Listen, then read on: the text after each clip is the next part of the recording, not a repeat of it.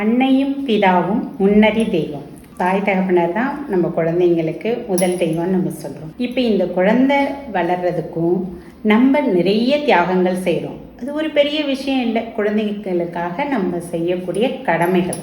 குழந்தை பிறந்துருச்சு, இதை சாப்பிடக்கூடாது அதை சாப்பிடக்கூடாதுன்னு சொல்லுவாங்க. குழந்தைகளுடைய நலனுக்காக செய்கிறோம். இதே மாதிரி குழந்தைகள் வளரும் போதும் குழந்தைகளை படிப்படியாக அதுங்களோட மாற்றங்கள் ஒன்று ஒன்றா செய்கிறோம்.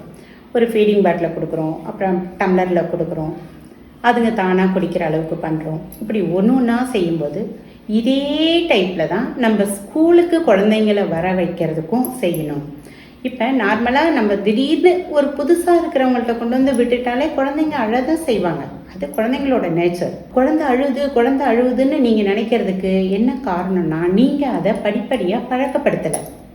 ஒரு 2 வயசு ஆயிடுச்சு, அதுங்களுக்கு ட்ரெஸ்ஸிங்கில் எவ்வளோ மாறுதல்கள் பண்ணுறோம், அதுங்களோட சாப்பாட்டில் எவ்வளோ மாறுதல்கள் பண்ணுறோம். அதே மாதிரி பள்ளிக்கு வர்றதுக்கும் அவங்களுக்கு சில வழிகளை நம்ம சொல்லி கொடுத்துக்கிட்டே இருக்கணும்.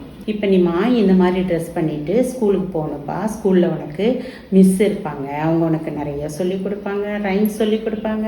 பாப்பா அங்கேயே சாப்பிட்டுட்டு ஈவினிங் வந்து அம்மா அவங்கள அழைச்சிட்டு வருவேன். இப்படி டெய்லி ஒரு நாள் சொல்லணும். நாங்களே பாருங்களேன், உங்களை ஸ்கூலுக்கு வந்தவுடனே ஃபுல் டே குழந்தைங்களை வச்சுக்க மாட்டோம். ஒரு 2 hours அவ்வளோதான். அதுக்கு பிறகு நாங்களே வந்து குழந்தைய சரி அழைச்சிட்டு போயிடுங்க அப்படின்னு சொல்லுவோம். இப்போ அந்த குழந்தை ரொம்ப அழுவும். உங்களுக்கு கஷ்டமாக தான் இருக்கும். ஆனால் எங்களுக்கு நல்லா தெரியும் குழந்தைங்க அழதான் செய்யும். அது எங்களுக்கு கஷ்டமாகவே இருந்ததே கிடையாது. கேஜினா அழுவாங்க தான். ஏன்னா ஃபஸ்ட்டு தாயிட்டேருந்து பிரிஞ்சு வரும்போது குழந்தைங்க அழுவாங்க தான். அந்த பழக்கத்தை மாற்றணும்னா நிச்சயமாக எங்களால் முடியாது, உங்களால் தாராளமாக முடியும். பேரண்ட் வந்து மறுபடி ஸ்கூலுக்கு போனால் நீ இப்போ படிக்கணும், பெரிய ஆளாகணும், ஒன்று ஒன்றா அதுக்கு ஆசையை மூட்டணும். இப்படி படிக்கணும் அப்படி படிக்கணும்.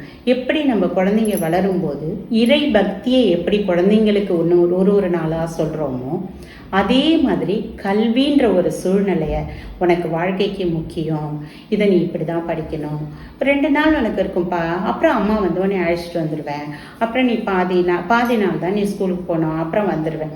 இப்படி நீங்கள் சொல்ல சொல்ல சொல்ல சொல்ல குழந்தைங்களுக்கு ஓகே அது விஷயம் தெரிஞ்சிடும். சரி ஓகே இப்படி தான் நம்ம அம்மாவே தான் முன்னாடி சொல்லியிருக்காங்களே ஸ்கூலுக்கு போகணும்னு சொல்லிட்டு அப்படின்னு அழகாக ஸ்கூலுக்கு வருவாங்க, அழவும் மாட்டாங்க. இனி இதுக்கு பிறகு நாங்கள் என்ன செய்வோம், நாங்கள் என்ன செய்கிறத நீங்கள் எப்படி குழந்தைங்கள்ட்ட ஏற்றுக்க வைக்கணும் அப்படிங்கிற விஷயத்த நான் உங்களுக்கு அடுத்த முறை தெளிவாக சொல்கிறேன்.